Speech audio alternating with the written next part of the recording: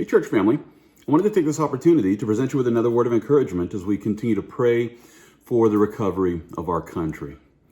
Now, it was 2 weeks ago when the Austin City Council agreed to cut the Austin Police Department's budget by $150 million. Now, this decision, it's sure to result in an increase of crime as criminals are further emboldened knowing that there's going to be less police on the streets. But listen, it was at the same point in time when the Austin City Council also they authorized 100,000 of those taxpayer dollars to further fund abortion logistics. And this is in addition to the $150,000 that was previously approved for this.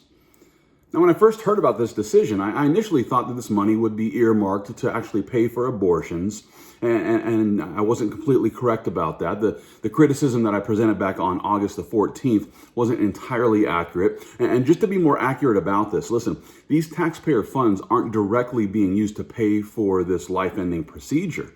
No, instead, these taxpayer funds will be used to cover the expenses that are associated with abortion access.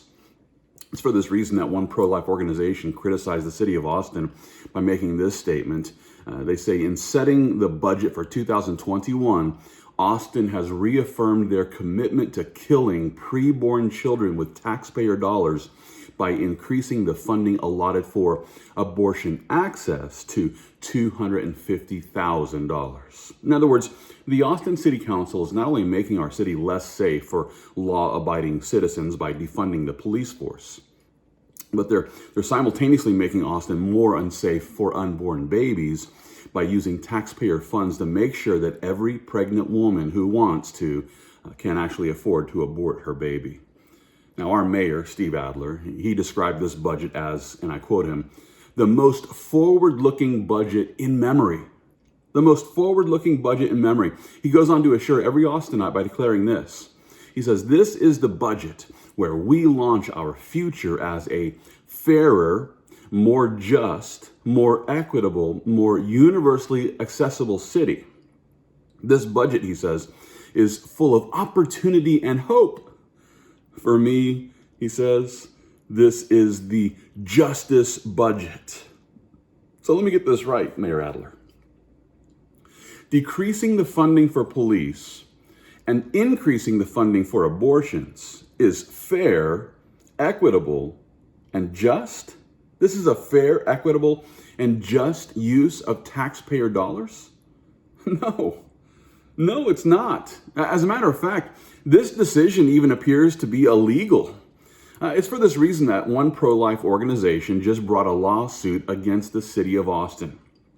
According to their official press release, they state that the lawsuit alleges that the city's expenditures are preempted by the state's abortion laws, which impose criminal liability on anyone who furnishes the means for procuring an abortion knowing the purpose intended. The official statement also goes on to say that the lawsuit also alleges that the city's expenditures violate the state constitution's gift clause, which prohibits transfers of public funds to private entities unless the payment serves a legitimate public purpose and affords a clear public benefit received in return. The president of this organization, known as Texas Values, he sums up this lawsuit in this way. Local governments that use taxpayer dollars to aid and abet abortions are committing a criminal act, and they can't hide behind Roe v. Wade because there's no constitutional right to taxpayer funding of abortion. Now, I encourage you, let's keep this lawsuit in prayer.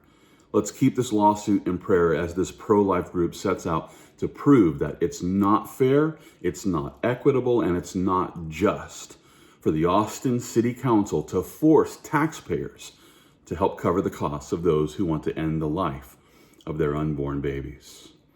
This reminds me of something that the Lord revealed to the prophet Jeremiah. It's in Jeremiah chapter 1, where the Lord declares, "Before I formed you in the womb, I knew you.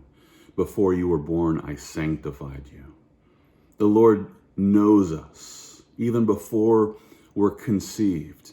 The Lord knows us even before he forms us in the womb. Therefore, it's not fair, it's not equitable, and it's not just for the Austin City Council to force taxpayers like myself to help cover the cost of those who want to end the life of their unborn babies. And the reason why is because every life, even those in the womb, are important to the Lord. In light of this, then we can see that our infinite Creator, He has a connection with every child, even before they're born. And with that being the case, I encourage every Christian, let's continue to fight the good fight of faith. And let's do this by voting for those who are ready to protect the lives of those who are most vulnerable.